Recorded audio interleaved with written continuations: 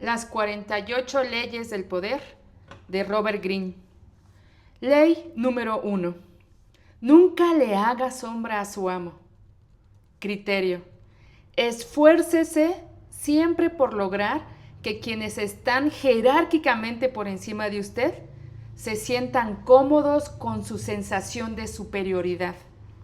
No permita que sus deseos de complacerlos o impresionarlos lo induzcan a hacer ostentación de sus talentos y de su capacidad, ya que ello podrá generar un efecto opuesto al deseado, es decir, inspirar temor e inseguridad en sus superiores. Hágalos aparecer siempre más brillantes de lo que en realidad son y accederá a la cumbre del poder. Transgresión de la ley. Nicolas Fouquet, el ministro de Finanzas de Luis XIV, durante los primeros años del reinado de este, era un hombre generoso, amante de las fiestas opulentas, las mujeres bonitas y la poesía. También amaba el dinero, dado que llevaba un estilo de vida bastante extravagante. Fouquet era muy hábil y, en gran medida, un colaborador indispensable para el rey. Por lo tanto, a la muerte del primer ministro Jules Mazarin, en 1661, el ministro de Finanzas esperaba ser designado su sucesor. El rey, en cambio, decidió suprimir ese cargo. Estas y otras actitudes llevaron a Fouquet a sospechar que estaba cayendo en desgracia y, por lo tanto, decidió congraciarse con el rey, organizando la fiesta más espectacular jamás vista.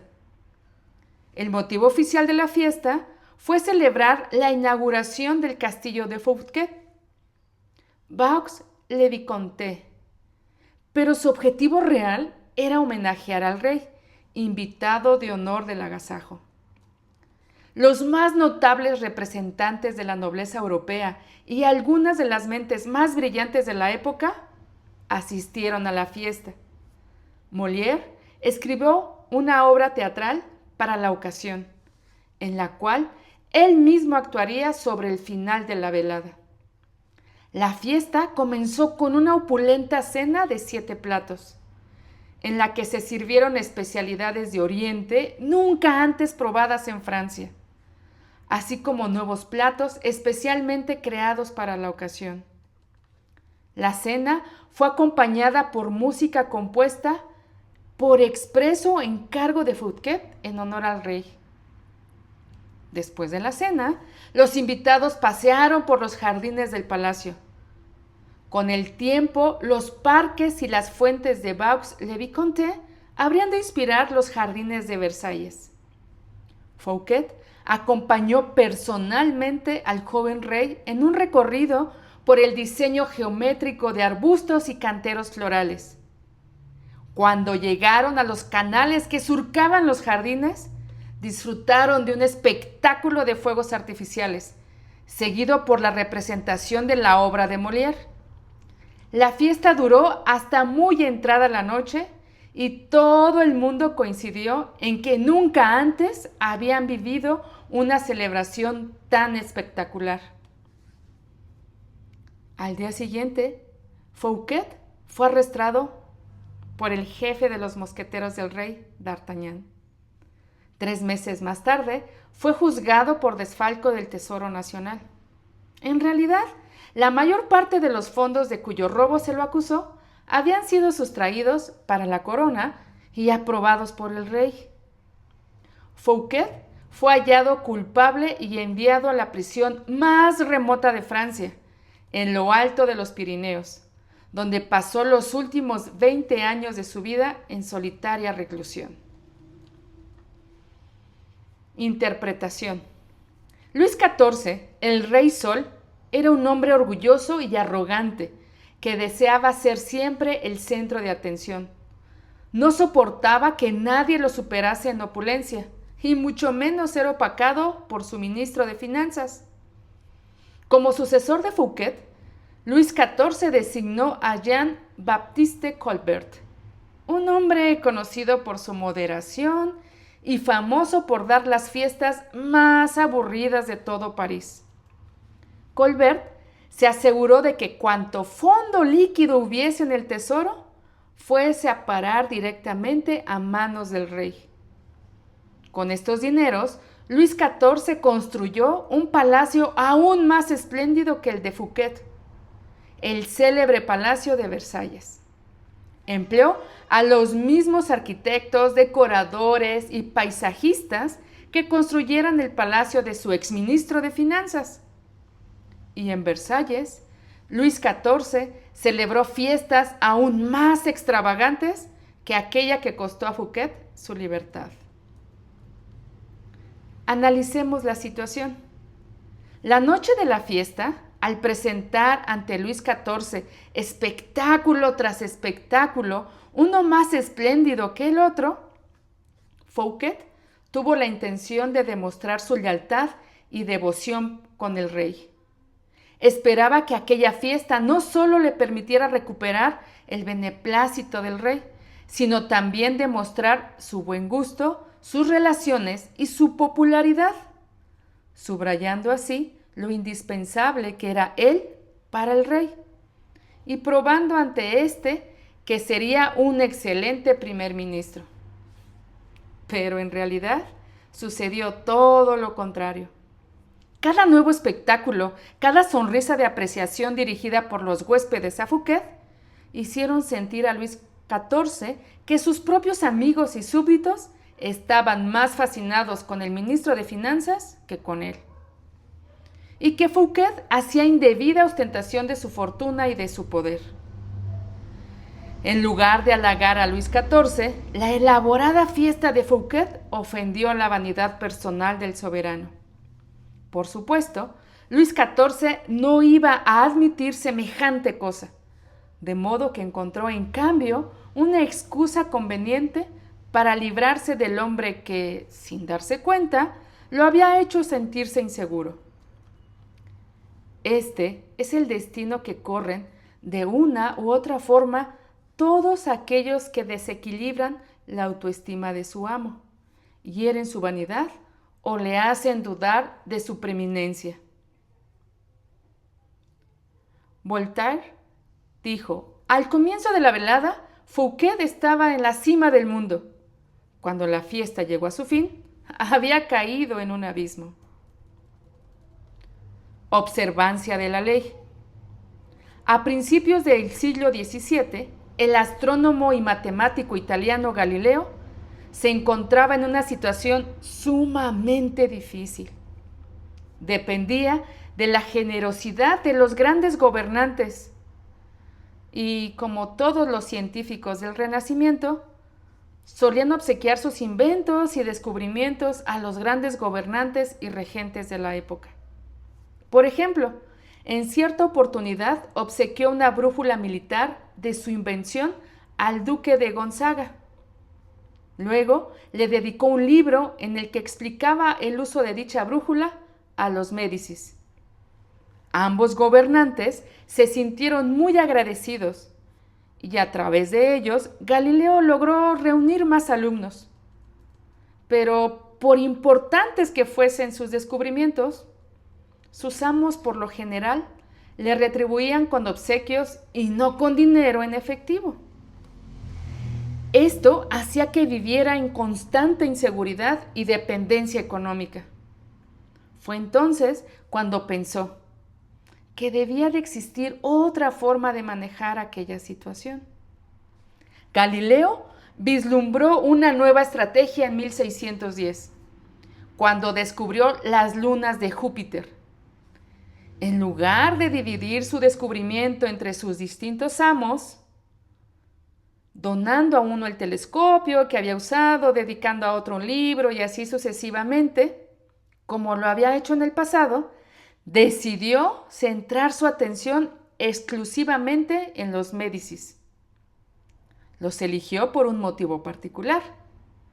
Poco después de que Cosme I estableció la dinastía de los Médicis, en 1540, había convertido a Júpiter, el más poderoso de los dioses, en el símbolo de la familia, un símbolo de poder que iba más allá de la política y del negocio bancario, ya que estaba ligado a la antigua Roma y a sus deidades. Galileo convirtió el descubrimiento de las lunas de Júpiter en un acontecimiento cósmico que honraba la grandeza de los Médicis. Poco después del descubrimiento, anunció que los brillantes astros, las lunas de Júpiter, se ofrecían en los cielos a su telescopio al mismo tiempo que Cosme II era entronizado. Dijo que el número de lunas, 4, armonizaba con el número de Médicis. Cosme II tenía 3 hermanos y que las lunas giraban en torno de Júpiter como esos 4 hijos giraban en torno de Cosme I, el fundador de la dinastía. Más que una coincidencia, ello demostraba que los mismos cielos reflejaban la ascendencia de la familia de los Médicis.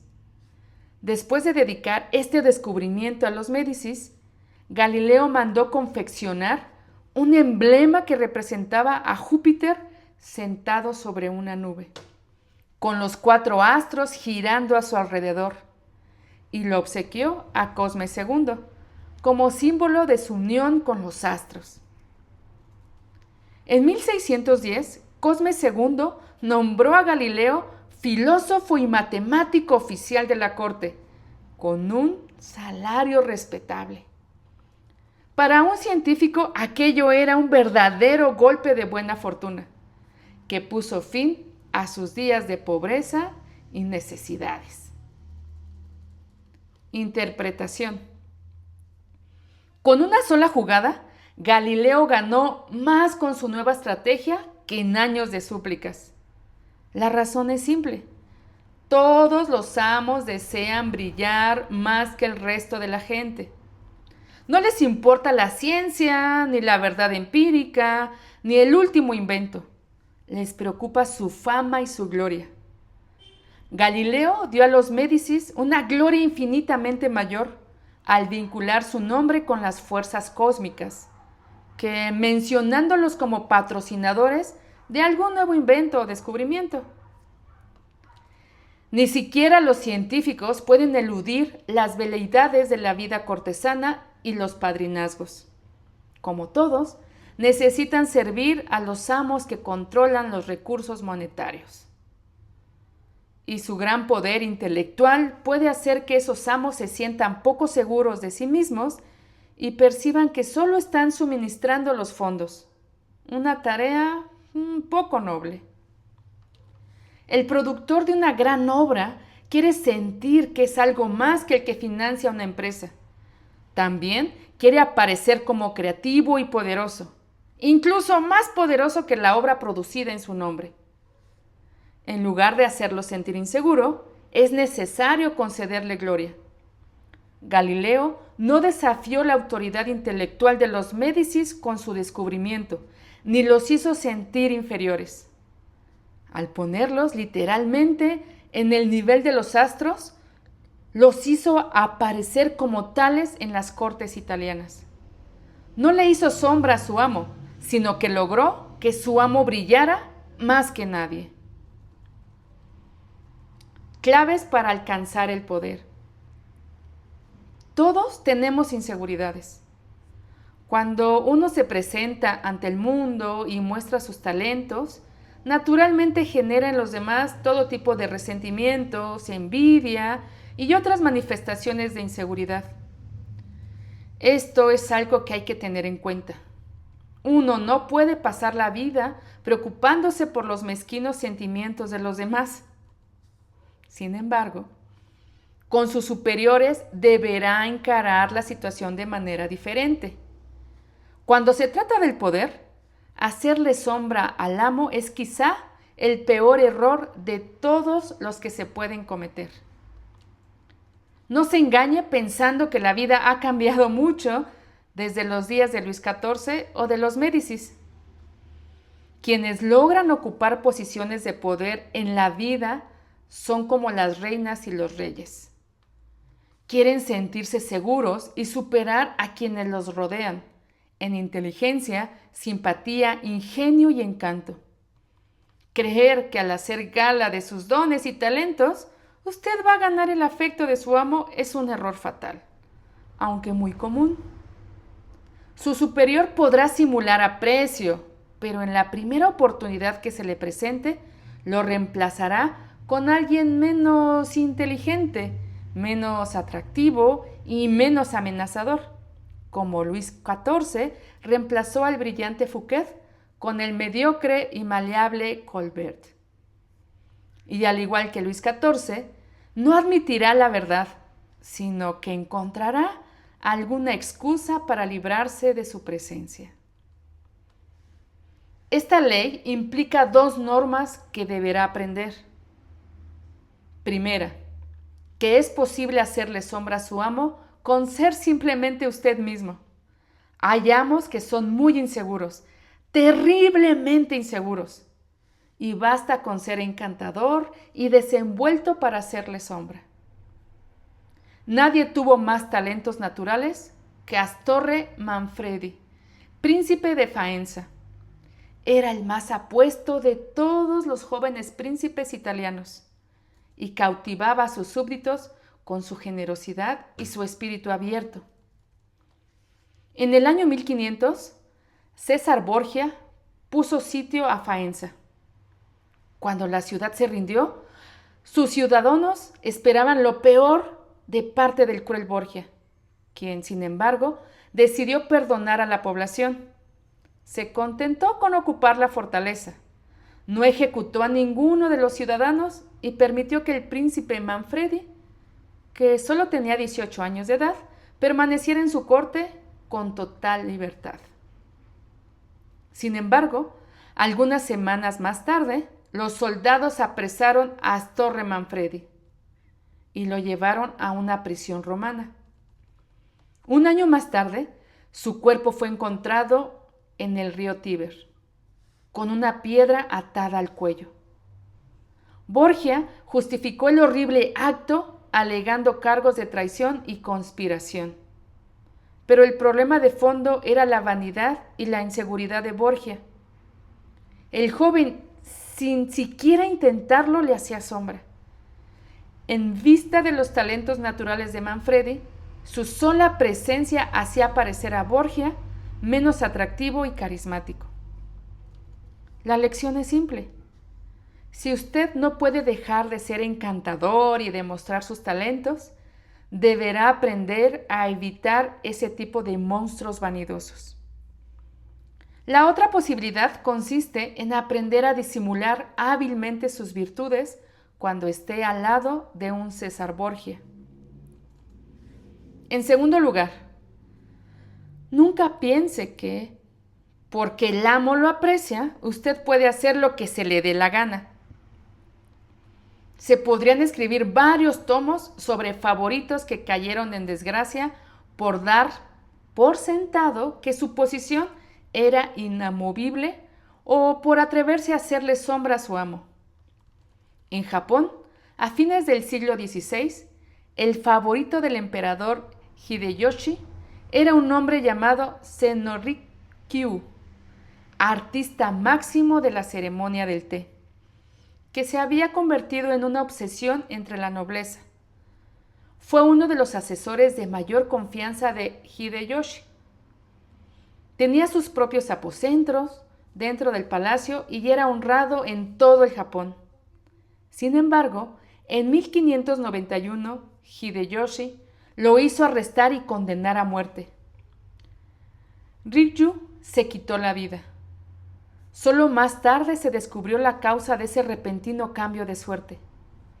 Parece que Rikyu, de origen campesino y luego favorito de la corte, mandó tallar su estatua en madera, que lo mostraba calzando con sandalias, que era un signo de nobleza, y en una pose altiva. Hizo colocar esta estatua en el templo más importante del palacio, a la vista de toda la realeza. Para Hideyoshi, esta actitud significaba que Rikyu no conocía sus límites.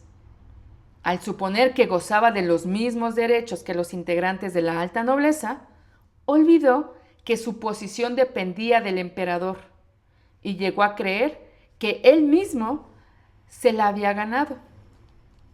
Esto constituyó un imperdonable error de cálculo acerca de su propia importancia, porque él pagó con su vida.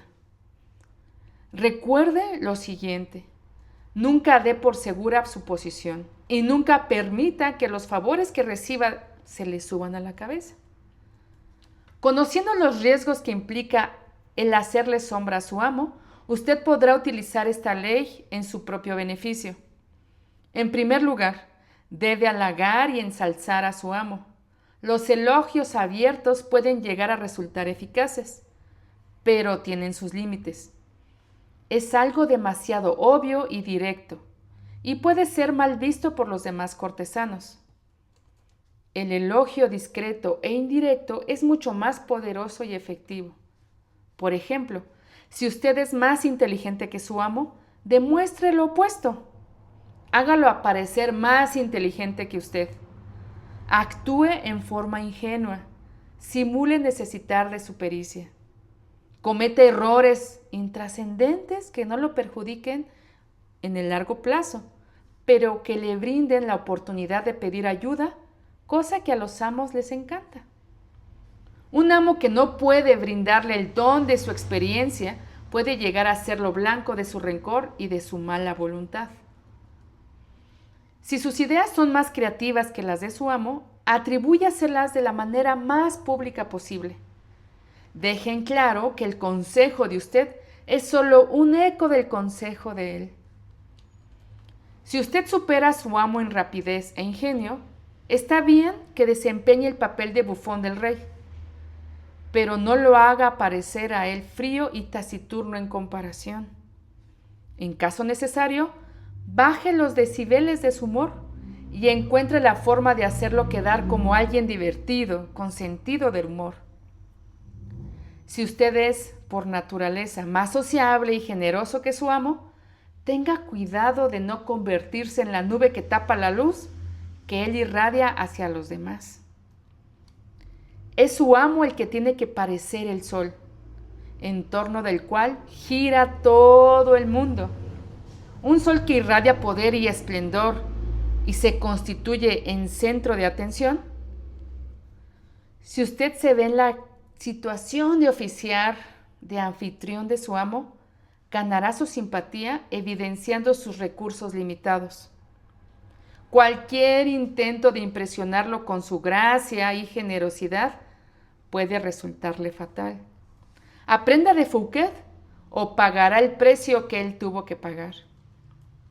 En todos estos casos, disimular sus aspectos fuertes no es señal de debilidad. Si esta estrategia termina otorgándole poder.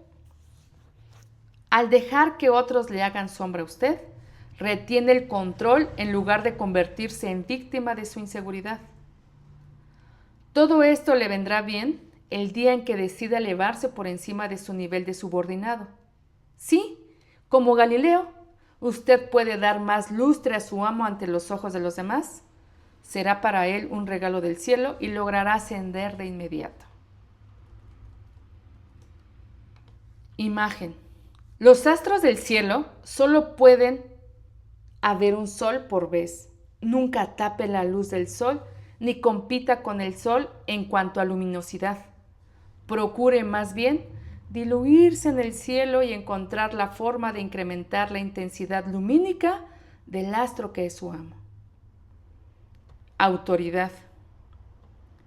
Evite hacerle sombra a su amo. Toda superioridad es fastidiosa, pero la superioridad de un súbdito por sobre su príncipe no solo es estúpida, sino fatal. Esta es una de las lecciones que los astros del cielo nos enseñan. Podremos ser parientes cercanos del sol y brillar tanto como él, pero nunca debemos aparecer en su compañía. Baltasar Gracián, 1601-1658. Invalidación. Usted no puede vivir cuidándose de no contrariar a ninguna de todas las personas con las que se cruza, pero puede ser selectivamente cruel. Si su superior es una estrella en decadencia, no tiene por qué temer hacerle sombra. No sienta piedad, ya que su amo tampoco tuvo ningún tipo de escrúpulos cuando a sangre fría se abría camino hacia la cumbre del éxito. Mida con cuidado la fuerza de su amo. Si descubre que es débil, acelere discretamente su caída. En momentos clave, muéstrese más capaz, más encantador y más sagaz que él.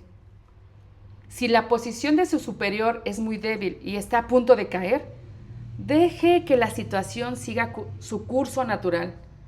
Pero si su amo se encuentra en una posición firme, aunque usted se sepa más capaz, tómese su tiempo y tenga paciencia. Según el curso natural de los hechos, con el correr del tiempo, el poder se debilita y cae.